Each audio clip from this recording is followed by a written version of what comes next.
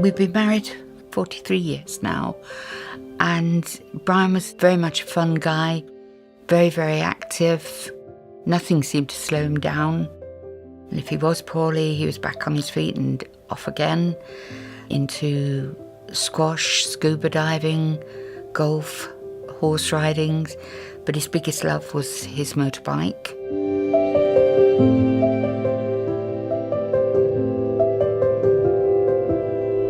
Everything had been absolutely spot on. And then we got an invite from the heart team saying, would we go for a check on aneurysms, which we did. He came out of there and he was wiping his eyes. And I thought, oh, McKim, you're messing me about again. And he said, no, it's a biggie, Sue. They want me in hospital. He was referred through to Northampton General. We finally got in and had the op. Things seemed to be going okay when he came through it.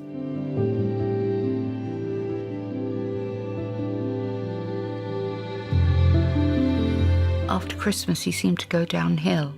One night he said to me, I don't feel good tonight, I'm going to bed early, which for Bryan to go to bed at 9 o'clock was very much unusual. And during the night he had a bleed. We rushed him over to Ketchen General, who did an amazing job of diagnosing what could be wrong and sent him with cross-matched bloods over to Northampton General.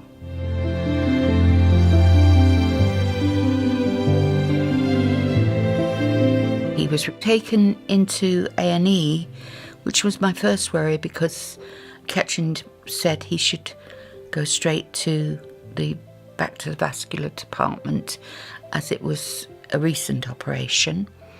And then he was put onto a ward. In the evening, we visited him and he was in good spirits.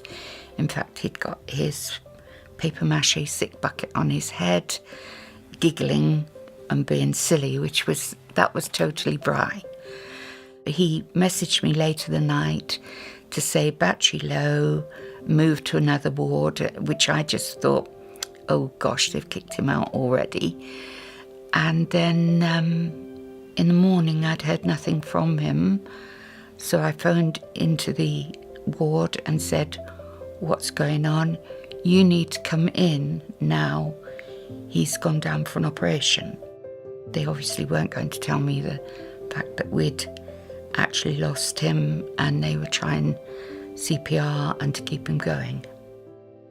At 7:30, they sent for us and we had to go down, and it shocked me colossally that we had to say to turn off his life support. So it was a totally traumatic day.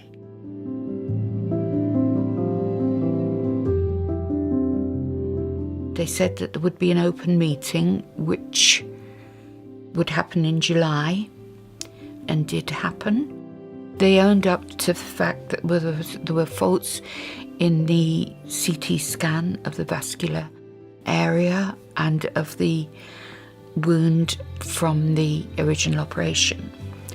We came home as a family and I talked to both my son and my daughter, and she said, look, for Dad's sake, Mum, you have got to go there, you've got to sort it. And with the kids behind me, I could do that.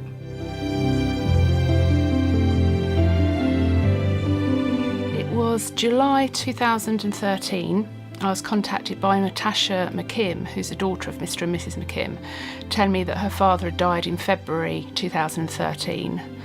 And she told me the story, and that they'd been to an open meeting with the hospital at their own instigation, and they'd actually instigated internal investigation as well, and asked me if I could help them because I'd already dealt with a claim for Natasha a couple of years before, so she knew me already. She was very supportive, very understanding, and that wasn't a one-off, that was throughout the procedure. So we obtained the open meeting transcript from the family themselves because the actual report hadn't come in and the minutes of the meeting weren't ready, available then. Together with the report, which I think had been commissioned about a month before, so that was June 2013. So we got that evidence, and then we did a letter of claim to the trust at that time. And I think it was probably about 6 months later that they then denied liability for Mr. McKim's death. That was obviously very distressing for the family, having thought that they would admit it and apologise straight away, but they didn't.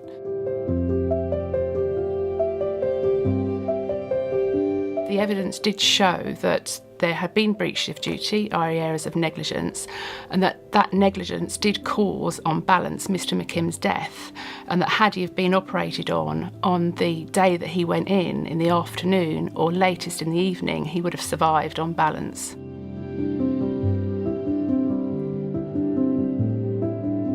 Mr. McKim had a fistula which arose as a result of an infection from his previous surgery in December 2012, and that was where an aortic aneurysm had been repaired.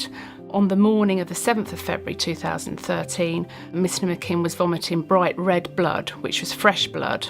So Kettering General Hospital, when he arrived there, obviously knew that this was a warning sign and that this was a Herald Bleed that you do get with fistulas. It's uncommon but not particularly rare, and it is a sign that something will happen and another hemorrhage will be on its way. Going into Kettering General, they seemed to realise absolutely how important it was for Bryan to have treatment. Kettering understood that. They blue lighted Bryan all the way to Northampton, so they knew how serious it was.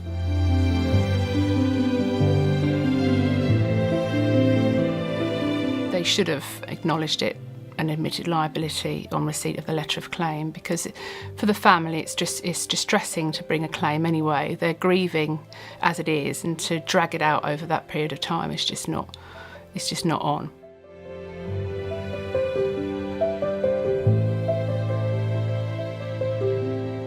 If you have got worries about treatment you've received or not received, which is more importantly so, please do talk to them. They are lovely people who come into your home, help you, and are friendly and reassure you. It is a process you must take up.